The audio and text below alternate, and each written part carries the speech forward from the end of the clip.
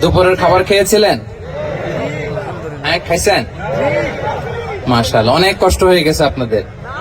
আমি শুনলাম 400 kilo, 500 kilo, 600 kilo দূর থেকে আপনারা আসছেন। 400 কয়টার দিকে আসছেন? ফজরে। এই যে গতকাল আসছে। মাশাআল্লাহ, তাবারাকাল্লাহ। আল্লাহ তাআলা আপনাদের এই ভালোবাসাকে কবুল করুক। প্রিয় ভাইয়েরা, আমি দক্ষিণ কোরিয়ার এই প্রোগ্রামের কথা অনেক শুনেছি এবং আপনারা খুবই সুশৃঙ্খল, খুবই পাংচুয়াল, খুবই ডিসিপ্লিনড, এটাও আমি শুনেছি।